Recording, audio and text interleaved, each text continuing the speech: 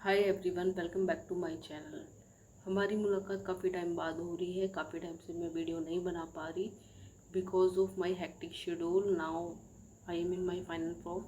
काफ़ी लोगों को पता भी होगा 11 सब्जेक्ट होते हैं फाइनल प्रूफ में और शेड्यूल काफ़ी हेक्टिक रहता है, तो वीडियो बनाने का टाइम नहीं मिल पाया। आप लोगों ने मुझे मिस किया होगा तो ज़रूर बताना कमेंट सेक्शन में। बट आज मैं अपने हेक्टिक शेड्यूल में से थोड़ा टाइम निकाल के आप लोगों के लिए वीडियो लाई हूँ। मेनली ये वीडियो है नीट एस्पिरेंट्स के लिए जिनका री नीट का एग्ज़ाम है अभी संडे को, तो उनके लिए मैं ये वीडियो लेकर आई हूँ। So hi all the NEET aspirants, I hope आप सब तैयार होंगे अपने एग्ज़ाम के लिए। अब बस जब एक ही दिन बचा है आपके एग्ज़ाम का, तो काफ़ी नर्वसनेस हो रही होगी, एंजाइटी हो रही होगी। जाहिर सी बात है, जिसने तैयारी की है उसको थोड़ा डर लगता ही, थोड़ा क्या बहुत ज़्यादा डर लगता है। जिसने तैयारी की है डर उसी को लगेगा, जिसने नहीं की है उसको कोई डर नहीं लगता। तो अगर आपको डर लग रहा है तो आप मानो कि आपकी तैयारी अच्छी है। जितना ज़्यादा डर लग रहा है उतनी अच्छी आपकी तैयारी है। लास्ट में मैं इस वीडियो में बस आपको यही बताने वाली हूँ कि लास्ट के दिन में आपको क्या करना है और क्या अवॉइड करना है। क्या होता है, लास्ट डे में भी हम काफ़ी ज़्यादा पढ़ाई करते हैं, पूरे दिन लगे रहते हैं, बट आपको ऐसा नहीं करना। आप लास्ट के दिन में थोड़ा बहुत पढ़ सकते हैं, कुछ कुछ चीज़ें दे सकते हैं, बुक पलट सकते हैं, छोटी मोटी चीज़ें दे सकते हैं लाइक डायग्राम वगैरह, बट ज़्यादा पढ़ने की कोशिश ना करें क्योंकि अब आपको आपके दिमाग को रेस्ट देने की ज़रूरत है, तभी वो एग्ज़ाम वाले दिन बेटर परफॉर्म कर पाएगा। देखो, दिमाग है, अगर आप उसको पहले दिन ही ज़्यादा यूटिलाइज़ कर लोगे तो वो अगले दिन शायद थक जाए, ना काम कर पाए। तो आपको उसको पहले दिन रेस्ट देना है, थोड़ा बहुत ही यूज़ करना है। अगर आपकी तैयारी अच्छी है, आपने पूरे साल मेहनत करी है, तो लास्ट डे अगर आप नहीं भी पढ़ोगे तब भी आप अच्छा परफॉर्म करके आओगे। लगता है हमें हम भूल रहे हैं, बट सब याद रहता है और एग्ज़ाम के टाइम पे सब याद आ जाता है। तो आपको ये गलती नहीं करनी है। एक तो कल यूट्यूब पे मैराथन वगैरह चलेंगी या कोई भी लेक्चर वगैरह चलेंगे, तो वो बिल्कुल अवॉइड करना है, वो नहीं देखने। आप छोटा मोटा अपना फॉर्मूले वगैरह रिवाइज कर सकते हैं, फिज़िक्स के, बायो में डायग्राम वगैरह देख सकते हैं, केमिस्ट्री में, फिज़िकल केमिस्ट्री में भी आप फॉर्मूले रिवाइज कर सकते हैं, ऑर्गेनिक केमिस्ट्री में आप नेम डायरेक्शन वगैरह देख सकते हैं। बस आपको इतना ही देखना है। कल आप बस 4 से 5 घंटे भी पढ़ोगे वो भी इनफ है, इससे ज़्यादा पढ़ने की कोशिश ना करें। 4 से 5 घंटे ही पढ़े। इसके अलावा कुछ म्यूज़िक सुन सकते हैं आप अपने माइंड को फ्रेश करने के लिए, बिकॉज काफ़ी टेंशन रहती है। तो अगर आप म्यूज़िक वगैरह सुनोगे, थोड़ा बहुत, ज़्यादा नहीं बोल रही, लाउड म्यूज़िक नहीं सुनना, कोई हल्का हल्का सा म्यूज़िक सुन लेना और अपनी फैमिली के साथ टाइम स्पेंड करना, मंदिर चले जाना शाम के टाइम। तो कल आपको मेनली जो है 3-4 बजे के बाद पढ़ाई नहीं करनी है। 3-4 बजे के बाद आपको या तो बाहर मंदिर वगैरह चले जाना या फिर कोई म्यूज़िक वगैरह सुन लेना, फैमिली के साथ टाइम स्पेंड करना। पढ़ाई नहीं करनी, उसके बाद जितनी करिए वो इनफ है और उससे ही आप बेस्ट अपना परफॉर्मेंस दे के आओगे। फिर आता है रात के टाइम, नींद नहीं आती। मुझे नहीं आती थी, बहुत बच्चों को नहीं आती, ये प्रॉब्लम सबके साथ होती है। तो जिससे आपको नींद आए तो आपको क्या करना है, तो सबसे पहले ये है कि आपको उस रूम में तो बिल्कुल नहीं सोना जिस रूम में आपके सारे नोट्स रखे हुए हैं। बिकॉज आप उस रूम में सोने की कोशिश करोगे तो आपको बार बार यही लगेगा कि ये पढ़ लूँ वो पढ़ लूँ, मेरे साथ ही बहुत होता था।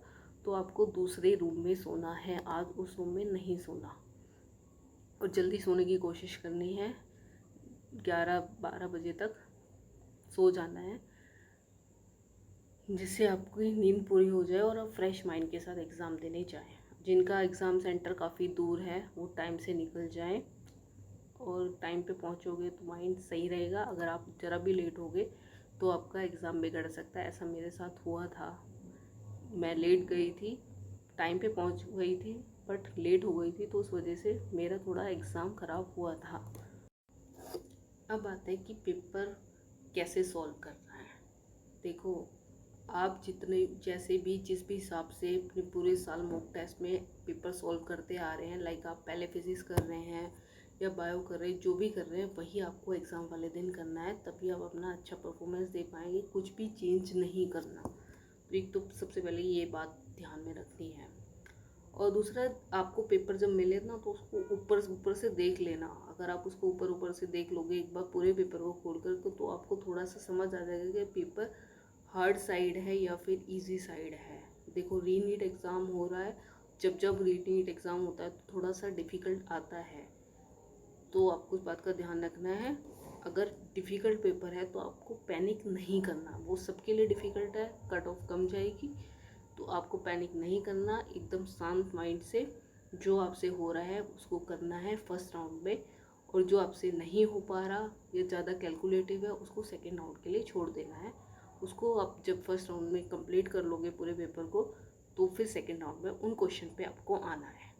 दूसरा आता है कितने क्वेश्चन सॉल्व करके आए जिससे कि हमारा सिलेक्शन पक्का हो जाए। देखो, ये होता है कि कुछ बच्चे जो है वही क्वेश्चन करके आते हैं जिनको आते हैं, बट वो कम रह जाते हैं सिलेक्शन से, तो इस वजह से सेलेक्ट नहीं हो पाते। बाउंड्री पे यही बच्चे बाउंड्री पे रह जाते हैं। मैं भी एक दो बार बाउंड्री पे इसी वजह से रही हूँ अपने अटैम्प्ट में, कि मैं वही करके आती थी जो मुझे आते थे और मैक्सिमम स्किप कर देती थी या फिर छूट जाते थे टाइम की कमी की वजह से। तो आपको इतना तो सोल्व करके आना ही है, चाहे तुक्के मारना, चाहे कुछ तुक्के भी सही हो जाते हैं जिससे कि सिलेक्शन हो जाए। अब ये डिपेंड करता है कि पेपर डिफ़िकल्ट आया या कि इजी आया, कि कितने क्वेश्चन सॉल्व कर। अगर आपको लग रहा है कि एग्ज़ाम जो है वो 25 जैसा है, थोड़ा डिफ़िकल्ट लेवल का है, अगर आप ड्रॉपर है तो आपने 25 में एग्ज़ाम दिया होगा, और अगर आप फ्रेशर है तो भी आपने as a mock previous year का पेपर सॉल्व किया होगा। तो उस केस में अगर आप 150 क्वेश्चन सॉल्व करते हैं आते हैं तो आप काफ़ी हद तक सेफ साइड में हैं। बट अगर एग्ज़ाम आपको लग रहा है थोड़ा सिंपल है, जैसा अभी आया था जब ओरिजिनल एग्ज़ाम हुआ था, नीट का मेन एग्ज़ाम हुआ था, वैसा कुछ पेपर आया, तो 150 इनफ नहीं होगा। क्योंकि अगर आप 150 सोल्व करके आते हैं तो 150 मतलब 600 नंबर का आप सोल्व करके आए, और ऐसा हो नहीं सकता कि 100% एक्यूरेट हो। 10-15 क्वेश्चन हर किसी से गलत हो जाते हैं। तो पर अगर आप ये भी सोचें कि आपके 10 क्वेश्चन गलत हो गए, तब देखो आपके 50 नंबर चले जाएंगे और 550 पर ही रह जाएगा स्कोर। तो उस केस में आपको मिनिमम 160-165 क्वेश्चन सॉल्व करके आने ही आने हैं, तभी आप अपने सिलेक्शन को पक्का कर सकते हैं। तो उस केस में आपको थोड़ा बहुत तुक्का भी मारना पड़ेगा। अगर आपसे नहीं बन पा रहे क्वेश्चन तो आप थोड़ा सा दिमाग लगा के तुक्का मारना।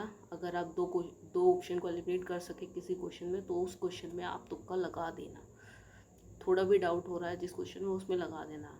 बस वही क्वेश्चन छोड़ के आना जिनमें आपको एकदम ये है कि बिल्कुल ही पता नहीं है उसके बारे में, कुछ सुना ही नहीं है उस क्वेश्चन के बारे में, तो उसी को स्किप करके आना। बाकी सब में आप थोड़ा बहुत तुक्का मार देना, क्योंकि बाद में बहुत रिग्रेट होता है कि मैं छोड़ के आ गया जब बाउंड्री पर रह जाते हैं। तो ये गलती नहीं करनी। लास्टली मेरी तरफ से all the very best to all the NEET 2026 aspirants.